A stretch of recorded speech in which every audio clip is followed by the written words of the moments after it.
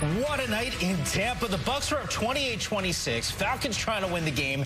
That'll help. 4th and 14. Kirk Cousins gets to David Sills. That was for her first down. And how about this? Zane Gonzalez made the game-winning field goal in the wild card round. He's their 3rd kicker of the year. Raheem Morris is fired up, and for good reason. Welcome inside our NFL Network studio. Along with MJD, Mike Yam with you. I got to tell you, man, a little drama late. We'll sign up for that. At the end of the day, though, Maurice, when I look at this, I mean, the Falcons got to be kicking themselves, or excuse me, the Tampa Bay Bucs need to be kicking themselves just based off of the fact that they had this game in hand. Yeah, for sure. Look at the playoff picture. Yeah. As we sit here, the Tampa Bay Buccaneers are out of it, out of the playoffs right now. The Panthers are now the 4 seed. And, I mean, again, like, you're sitting here saying clock management in the fourth quarter, to me, was the Tampa Bay Buccaneers' nightmare. You're up 2 touchdowns, and you really don't lean into your running game. You don't play situational football, 4-minute football. You could do 4-minute mode at 8 minutes if you want to. It doesn't have to be under 4 minutes to do it.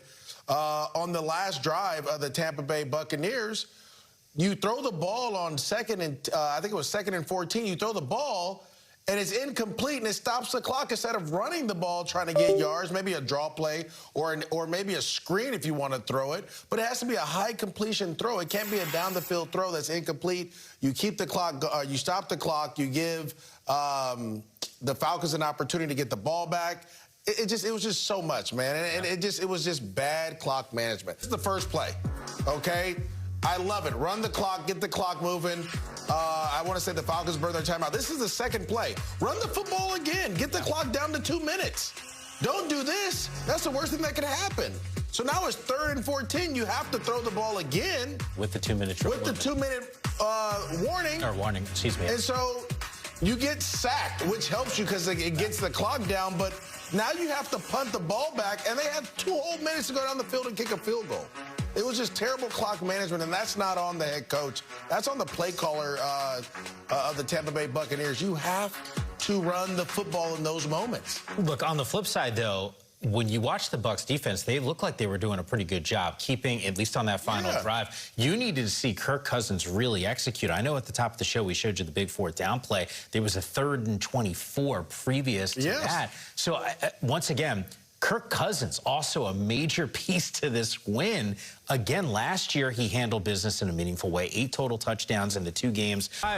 Kirk was sharp. I mean, listen, that's a great throw there to start the drive. You beat the guy off of press coverage. You stack. You get back outside.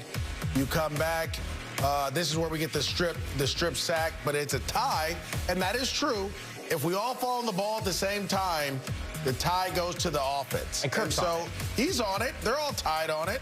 But then you come back, and this is the play. This is the smartest play of all of them. 3rd and 28, you get some yards. Great job by Kyle Pitts. He doesn't get out of bounds, but you get yards to make it 4th and manageable, right? And so take the check down. Now you have 2 downs to get the first. 4th down here, you go to the honey hole shot. I love it.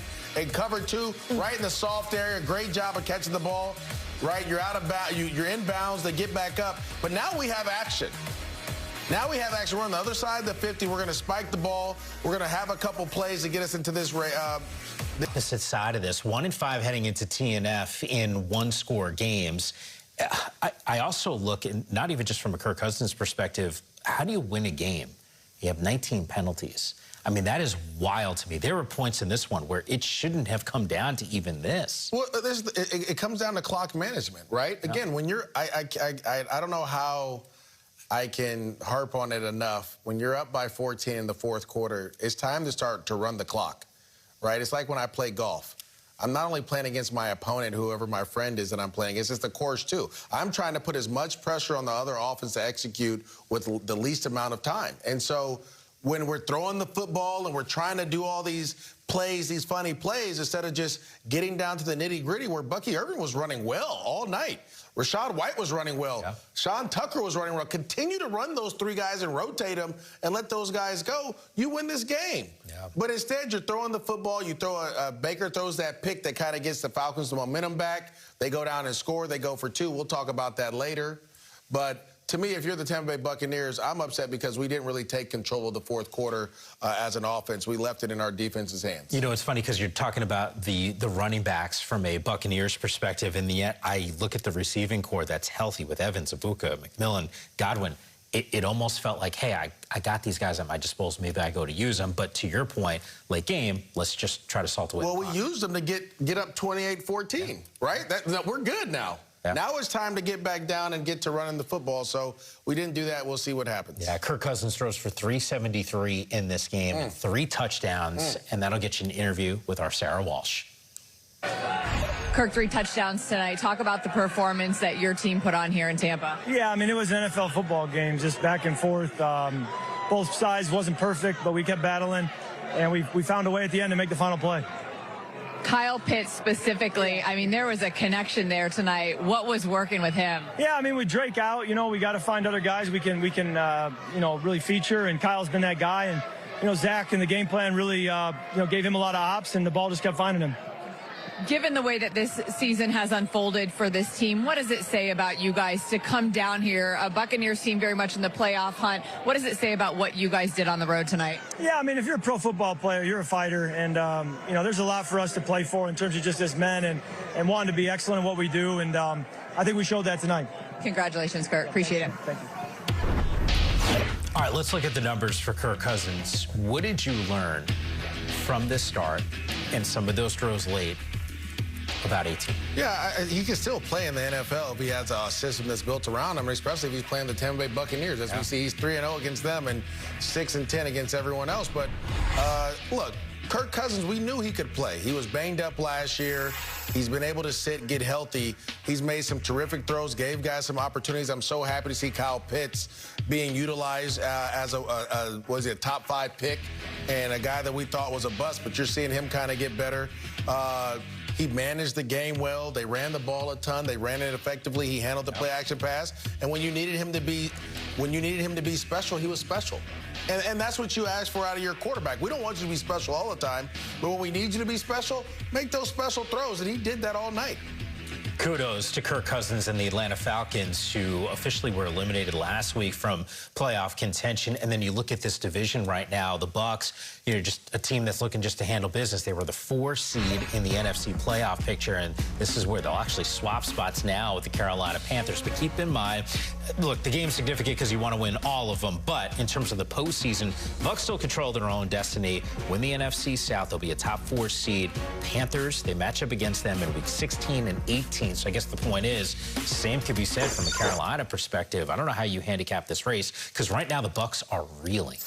Yeah, listen, great teams don't lose games in December. Not like that. And in this situation, you have to hope that really that the guys are finding a way to work through this, right? You're going to have a long weekend. You get a bye week. You got your playmakers back. You hopefully that you guys get better next week because the next week you play the Carolina Panthers, who right now is in the first of your division. You have 2 games against them in 3 weeks. So you got to figure out a way to win this division.